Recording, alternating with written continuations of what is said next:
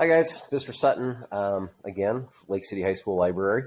And anyways, in this little video, I'm going to show you guys how you can access some electronic nonfiction ebooks through our library webpage. So we're going to access a collection that is called the Gale Virtual Reference Library, or GVRL. So the great thing about it is that you can access this from home or on your phone, or obviously when you're at school on a Chromebook. So we'll go ahead and start on Lake City High School's webpage. And in the upper left-hand corner in that blue bar where it says Our School, when we hover above there, we come down to the option where we select on LCHS Library. Now this loads Destiny Discover, and what we're going to be interested in this case on this webpage in the Learning Links section is our GVRL link.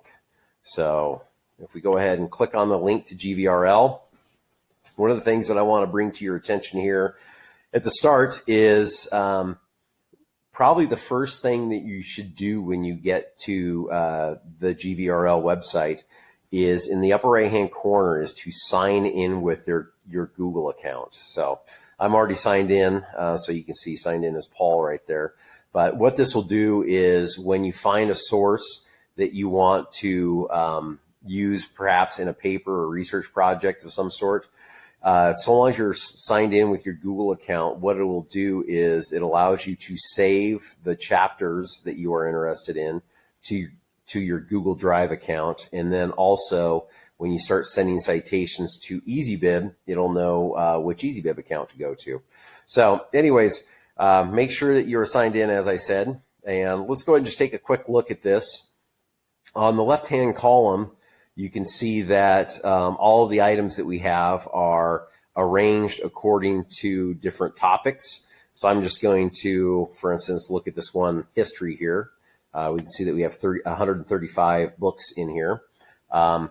If you really wanted to, what you could do is, as I scroll down through these different items that we have in this particular collection, if you wanted to read through a book from start to finish or just individual chapters within a book, you could click on any of these titles and it will take you to the table of contents for that book. And then you would be able to, like I said, just browse through it like you normally would.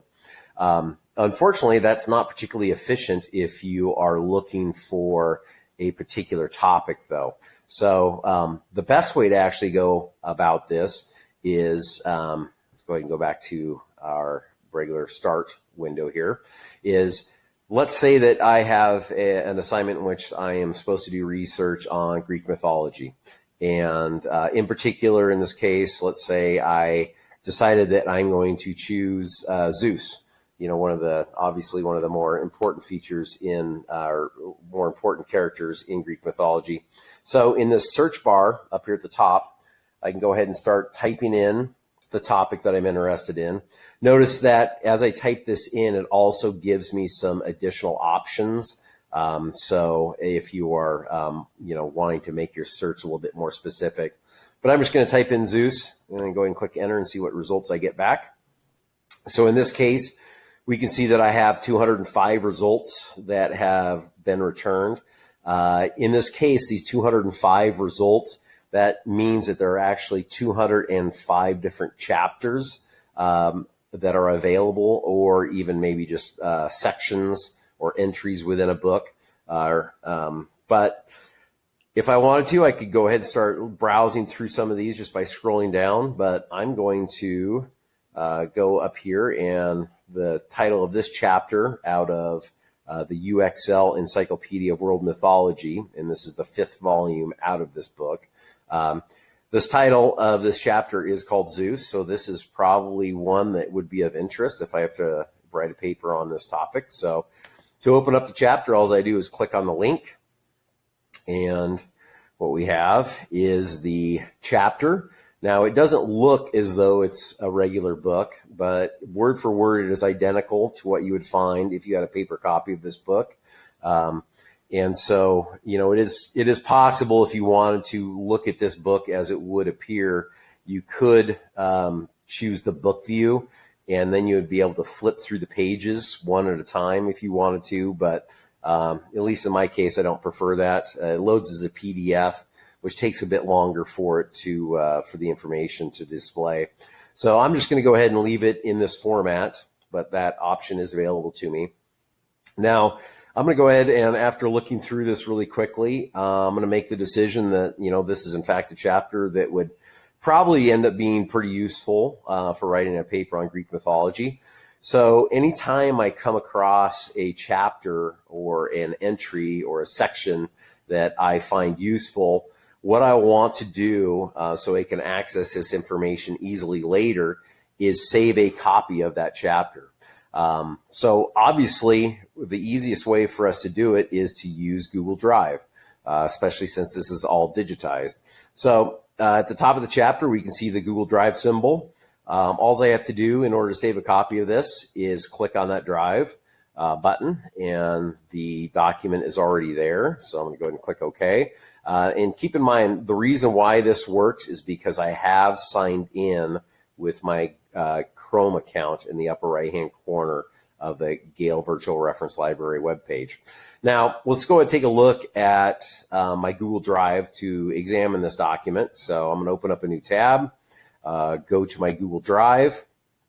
Now, this chapter should appear in the priority bar up at the top of my Google Drive. So if this would ever load, there we go.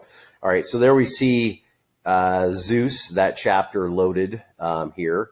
So I could access it from this location if I wanted to, but keep in mind, in that priority section, the problem with that is that, as you add more documents to your Google Drive, items will drop out of this priority bar. So let's go ahead and actually take a look at my entire drive. So on the left-hand side, I'm going to click on My Drive, and you'll see that what Gale does is it creates a folder for all of the Gale ebook chapters that you decide to save. So right here, we can see this folder called Gale eBooks. When I open this up, okay, there we go. When I open this up, we can see that I have 3 items saved in this folder already. The one that I just saved was the chapter titled Zeus. If I wanted to open this, all I have to do is click on it. I'll show you some what tools this actually allows you to use if you open it as a Google Doc. So as this opens up, what this enables us to do is, if we are reading through this chapter and we find maybe a sentence or a section that we find really useful, and I want to maybe take some notes on it, is I can go ahead and highlight a section. So let's just, for example, choose this first opening sentence. I can highlight it, and then over on the right-hand side, I have the option or the ability to add a comment. So I'm going to write myself a little note about this section that I highlighted, and I'm just going to, maybe say, use in opening paragraph. That way I will know, and then I just click on comment there. Anyways, what this will do is, when I go back and take a look at this saved chapter in my Google Drive later, I'll be able to remember why I highlighted this section. So here's the note that I created for myself. And this is a way where you can basically take digital notes for yourself on this section. Also, another tool that you could use is if you are going to do a quotation, do a quote out of this chapter, and you can, let's go ahead and do it this way. You can highlight a section and then just use the copy and paste. So you could copy it and then paste whatever section you wanted to do a quote from into your paper. So long as you make sure that you use in-text citation. So anyways, that's all I have for you in this little video. So you should be able to now access Gale Virtual Reference Library and know how to complete a search, and then save whatever resources you find into your Google Drive so that you can access those later.